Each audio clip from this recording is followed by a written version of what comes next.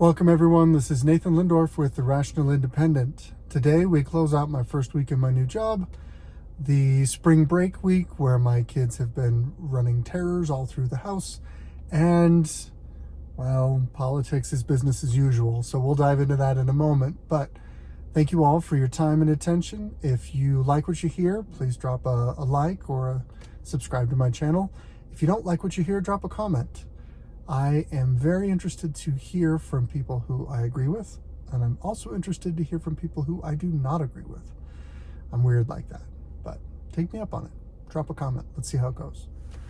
All right, diving into today's Reddit rant, we are looking at Business Insider. As per usual, Business Insider, let's see, have we done this author before? Kelsey VMS. Probably butchered that, sorry. No, I don't recall us working with this author in the past. So, it does seem to fit the vein, though. They've grabbed a few tweets and put together an article. Congratulations, you hit a deadline with very little actual reporting. So, Business Insider title, AOC said the story of Rosa Parks is, quote, too woke for the GOP after mention of her race was removed from teaching materials. This is exhausting. There is certainly a drumbeat. There's this idea of if you're willing to push out that narrative, if you're willing to just press and press and press and keep hammering the same points over and over, eventually you'll get your way. And based on their political success, I can't say that the left is wrong with that. Now, narrative peddling is not a leftist only thing, but they have brought it to an art form. So let's take a look at AOC. Alexandria Ocasio-Cortez. This is a young, photogenic woman who got elected to Congress.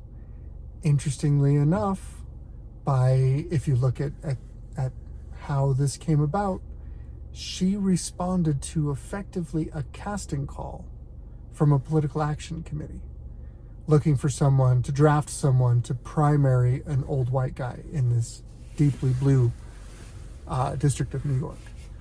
And it worked. I mean, hey, more power to him.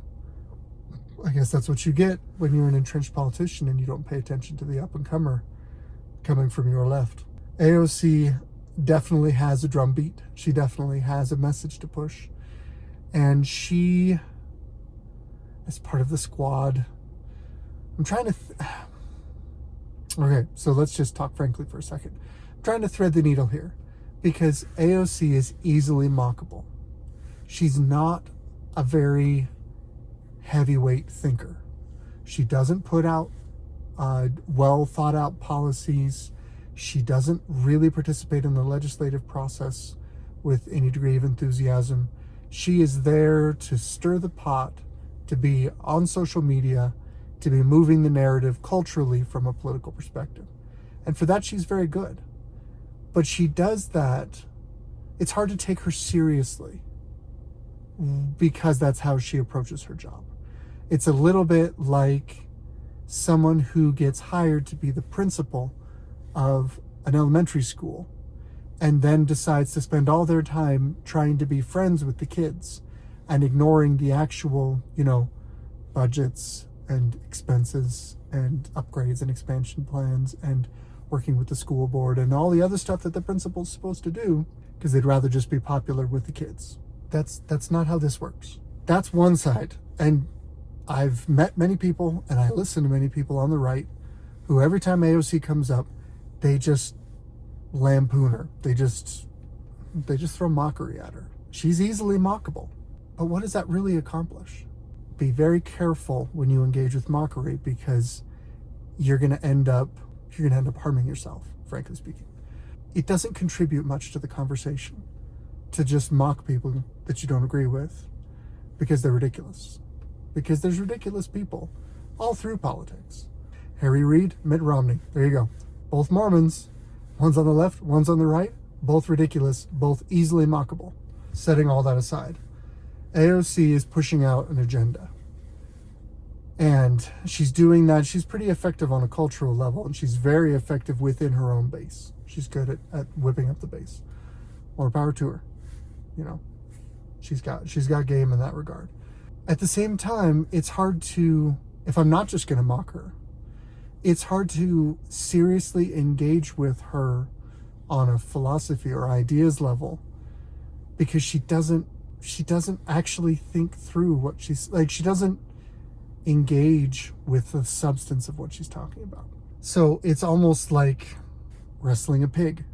The pig is not going to take things seriously and doesn't care how it looks at the end of things. You're both going to get dirty. The pig's going to enjoy it. It's an interesting thing. In case you think this is a gender or a race thing, I have equal problems with Jon Stewart, white guy. The Daily Show. I had big problems with the way the Daily Show was structured, because he was free to mock and ridicule serious thinkers on the right if they slipped a toe out of line, because he was effective and funny and culturally what created some impact there. But if you ever wanted to engage with him on a more serious level, he could just kind of slip back into the, oh no, I don't have to be taken that seriously, I'm just a comedian. But then he would flip around and say, by the way, let me comment on this serious thing. He wants, it's clown nose on, clown nose off. It can be very effective, but it's also duplicitous to build a public persona where anytime you don't want to be challenged, oh, look, I'm just a clown, I'm just a comedian, you can't really attack me. And then anytime you want to be taken seriously, you choose to take that clown nose off, and you say, no, well, now that I've got your attention, let's talk about this serious matter. There's a collection of personalities in politics, particularly on the left, but in politics, that kind of play that clown nose on, clown nose off game. And honestly, I'm a little flummoxed how to deal with them as a commenter, because it's the easiest thing in the world to make fun of them, but it doesn't accomplish anything. Let's dive into this article.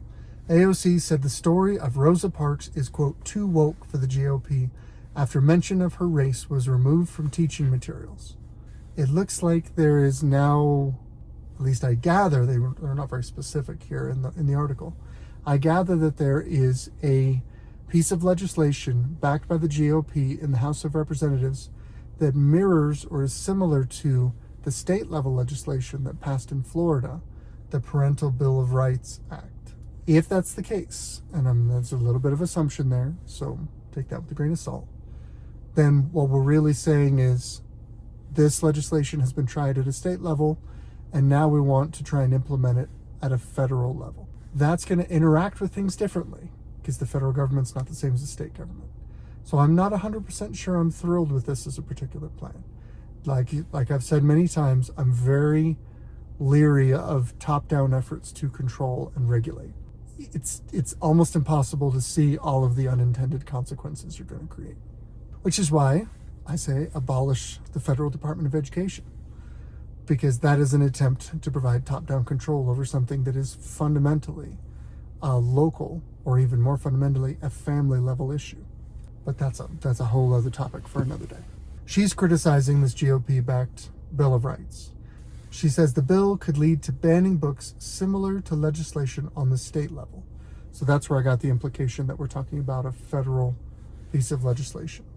Okay. Oh, I guess the House Republicans are looking to pass that bill this coming Friday. I missed that on my first read through. All right. The Education Oversight Bill seeks to give parents more of a say in education and would require public schools to make materials like curriculum and library books available online, as well as the school budget. Now that's interesting to me, because I would be very curious to hear from anybody an objection to that kind of transparency. If you're responsible for teaching my children, why not share the books you're teaching from? Why not share the curriculum that you are teaching with the parents? Why not make that available through an online portal? It's not a big secret. It shouldn't be. If you're teaching my children something you don't want me to see, that tells me we have a problem. And then the school budget. Sure would be interesting to have a public school budget the next time you have a school board meeting and you're talking about budget cuts or closing schools. I live in Denver right now. This last year they closed 16 elementary schools here in the Denver School District. And it's because of a drop in enrollment. I mean, the Jefferson County School District, I think is what we're inside. They're staffed and facilities capable of something like 100 or 120,000 students, and their actual enrollment is like 30,000 less than that. Okay, so that's a problem. Either there's a major demographic shift, or you've got where you don't have as many students to teach, in which case it is time to shut down schools and consolidate. Or you've pissed off enough parents that they don't want their kids participating in your school. There's a lot of different ways we could go there, but let's dive into AOC. Quote, "But before they claim this is not about banning books and not about harming the LGBT community, let's just look at the impacts of similar Republican legislation that has already passed on the state level. Look at these books that have already been banned due to Republican measures." And then she holds up several books. She's very good at the grandstanding. So apparently, The Life of Rosa Parks is listed as banned by AOC, according to banned by the Duval County Public School District. Florida, the school district replied and said they're not banned, they're under review. Okay, that sounds like a bureaucratic fight. I don't care about the he said, she said. Regardless, this book has been objected to. In another incident, a textbook publisher used in Florida schools removed references to Parks' race in a draft lesson plan in an effort to comply with the state's Stop Woke Act, which I guess is a thing that limits instruction related to race and gender in schools. The Florida Department of Education later said the publisher was wrong to remove mention of Parks' race. So in other words, the Florida Department of Education is ostensibly the enforcement arm for this legislation Florida's passing. So if they say it's okay, then it sounds like the publisher was maybe a little overzealous. But let's just take a step back and look at this. AOC, in her particular grandstanding way, is putting visibility on this movement to curtail gender and race-based curriculums in school. Here's the challenge with that. So that's the whole article. It's like 4 paragraphs long. But here's the challenge that I have with this approach.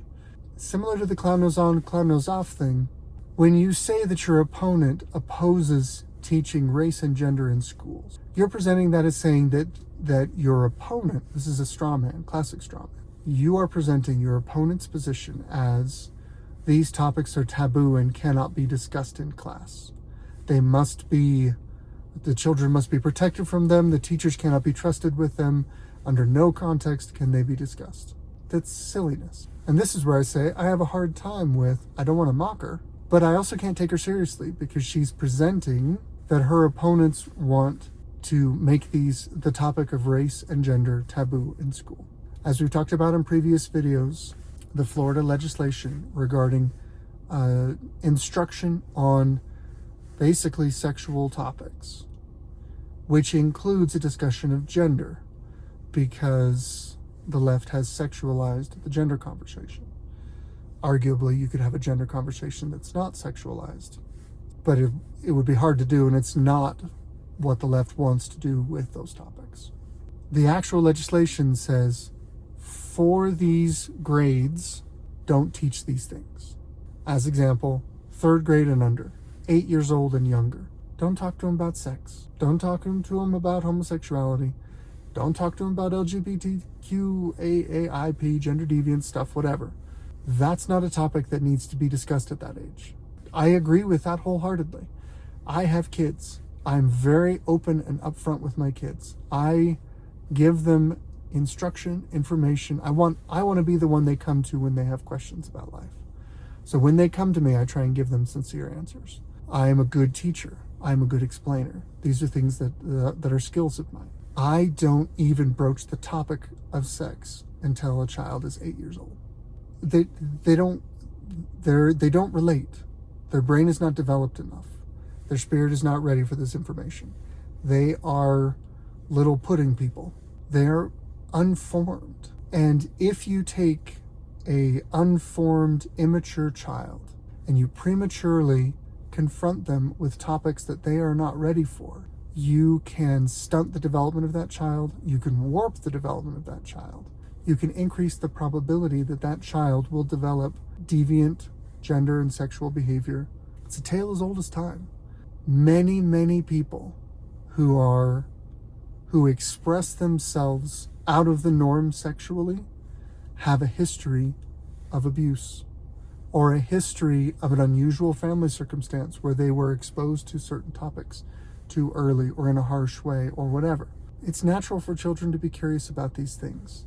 They should be instructed at an age-appropriate level. I am hard-pressed to understand why you need to talk to a child who is less than 8 years old about what your preference of sexual friction is with your partner at home. That's not applicable. It's just as applicable as whether or not you are going to negotiate for a raise or a bonus or a promotion with the school administration. It doesn't apply to a second grader. They don't care. They don't relate to it. They don't even know what money is at that age, hardly. They barely even know how to use it or how it works in the world. So the idea of talking to them about needing to negotiate a raise for whatever reason with the administration, with your employer, whatever, that's just noise. That's the Muppet Babies, the teacher comes in, it's literally just something they just tune it right out because they don't care yet. They're not ready for it yet. Now, my 11-year-old is very interested in money. He's very interested in being productive. He's interested in jobs. He's interested in employment. He's interested in what kind of school he wants to pursue. He's starting to think about majors that he wants to engage with. He's a smart boy. He loves to read history. He loves to engage with facts. He's starting to learn how to write professionally, which I'm very proud of him for. He's starting to look for ways to improve his worth in the world. That's great. 5 years ago, none of that matters. He doesn't care what he's going to do in college when he's 6. We could go on and on and on about this. But the simple truth is, if you're a political actor who refuses to properly state your opponent's position, I can't take you seriously. And if you're a political actor who doesn't even try to engage with the actual duties of your job, I can't take you seriously. You get a megaphone because AOC, you get a megaphone because you are an elected representative. The same way Lauren Boebert gets a megaphone and she gets to have a voice in national politics, AOC, same thing. Congratulations, you are an elected member of Congress, you get a megaphone. Guess what comes with that megaphone? Do your job. Actually engage with the legislative process. Actually try and improve the function of the government at the level that you're engaged in. That needs to be paired with also go and impact the culture. I don't mind if you do both, but I really don't like it if you only do the one. That's my Reddit rant for today. I will be back at a regular publishing schedule next week. The way I'm going to do it, I like Rumble more than YouTube. For one thing, if I get much traction in this channel, I doubt I'm going to last long at YouTube. I'm saying some stuff that they don't like. And I think the only reason why it's there is because I'm not getting enough traction for anyone to notice. But it feels pretty bannable to me. So in the interim, I'm going to keep publishing to both, but I'm going to publish to Rumble 2 p.m. Mountain Time publishing schedule. And I'm going to publish to YouTube 6 p.m. So it'll be available on YouTube, but it'll be later. I'm also, I have a Facebook channel, if you're seeing this there, The Rational Independent. And I'm experimenting a little bit with Facebook with taking some of these longer topics. I think there's substance here. I think there's value, but it's kind of dry. Sorry. That's just kind of that's my wheelhouse. They're dry and they're long, and that's tough. That's a big ask for people to come in cold and watch 20 minutes of me jibber jabbering. So I'm experimenting with Reels, where I try and take some of the core concepts that we're talking about, chop them down to a minute in length, and start putting them out in short content. I mainly do that on Facebook with Reels. Rumble doesn't have a short form option, that's fine. I may do YouTube Shorts, probably not, and I will not participate in TikTok. I've got problems with that company. That's my Reddit rant along with channel updates. Good luck out there.